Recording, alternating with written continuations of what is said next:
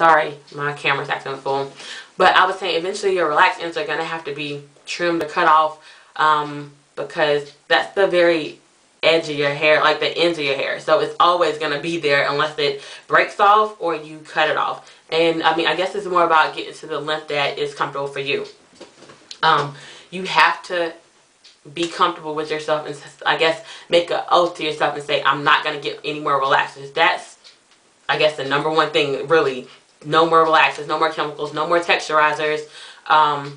Just quit it. Like, what I did was I got my last relaxer in June of 2009, and I got a haircut. And I told myself, I was like, okay, well, if I get this, I think it was June. Yeah, June. If I get this haircut and I don't like it, because I'm not used to like short hair, if I don't like it, I'm just going to go natural from that point on, because it was going to be easier. I mean, it was short anyway, so it was going to be easier for the relaxer to grow out.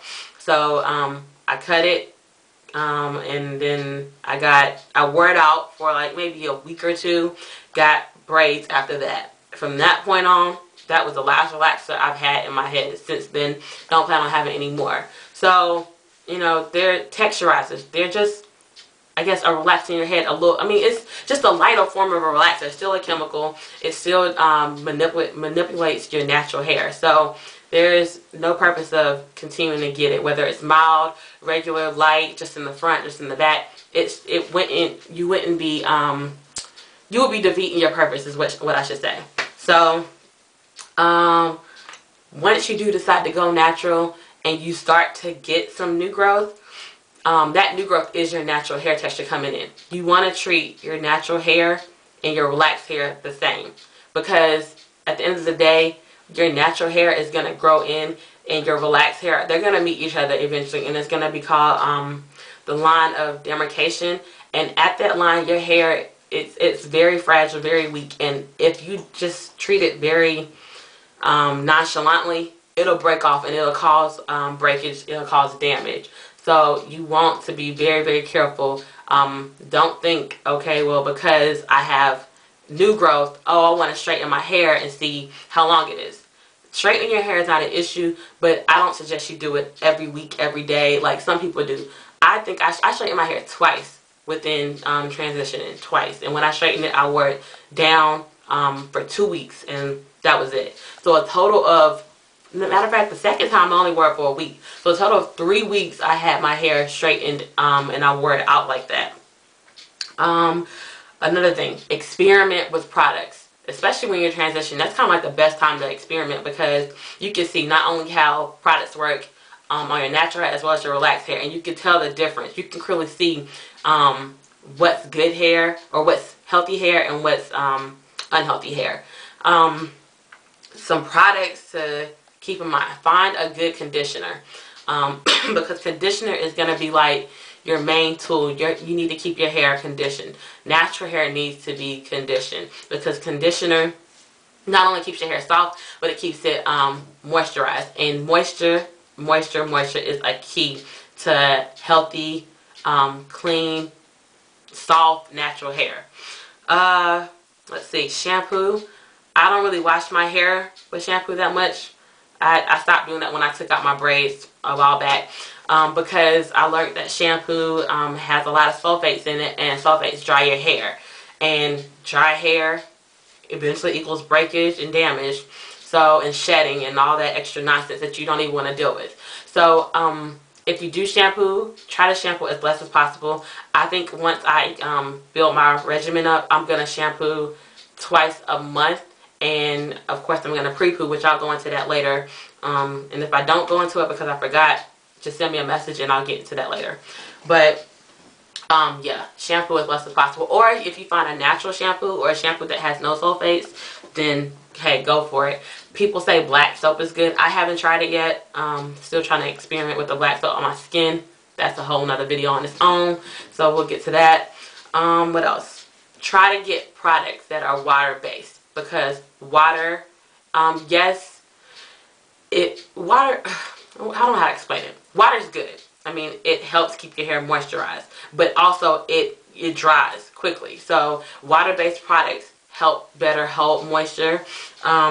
You want to try to avoid mineral oil, petroleum, alcohol. All three of those things damaging to the hair. Dries your hair, strips your hair of the natural oils. It blocks your, what is it called? Oh man, I forgot what it's called. Something that petroleum oil and mineral oil do. It blocks your hair. So I don't know if it's, when I figure it out, I'll let you know. But anyways, what else? You want to protect your hair. And by protecting your hair, I mean, you don't always have to wear it out. Or you don't always have to put it in braids. But there's different protective styles you can do. Braids are one of them. There's braids, there's sew-ins, there's twists, there's twist outs, there's braid outs, there's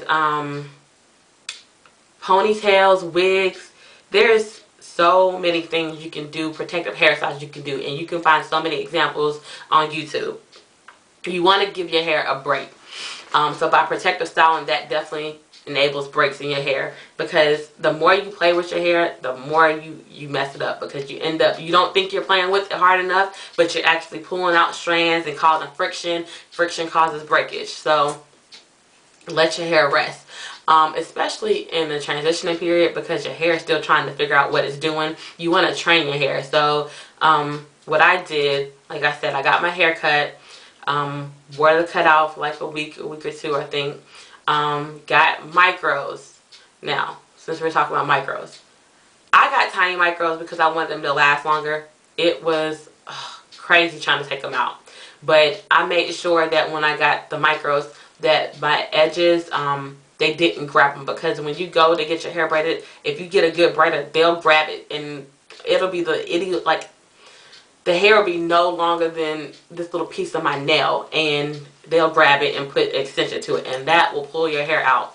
So yeah, and a lot of times when braids fall out your hair, it's because it's a thin piece of hair they attach extensions to. So make sure that they don't do that. And what else? Keep your hair moisture while you have your braids in. Don't be afraid to wash your braids or and condition your braids, or your hair, because your scalp is still there. It still needs that love, that tender love and care, so that it can promote good hair growing, I guess. I don't know what the word to use is. But I had micro braids for 3 months. Then I took them out. I let my hair rest for like probably 2 days. I don't even know what I did, which is a mistake. I probably should let it rest a little longer, but who cares? It's over now. But I put micro braids back in there for another 3 months. When I took those braids out, I went and got my hair. My mom, she straightened it for me, or whatever the case may be. I blowed it out and flat ironed it. And my hair, it was a whole bunch of growth, and it was thick.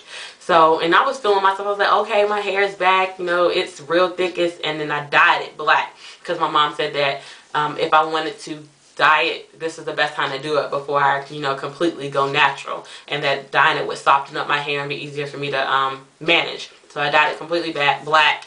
And it was cool. Trimmed it a little bit. And then after that, what did I do?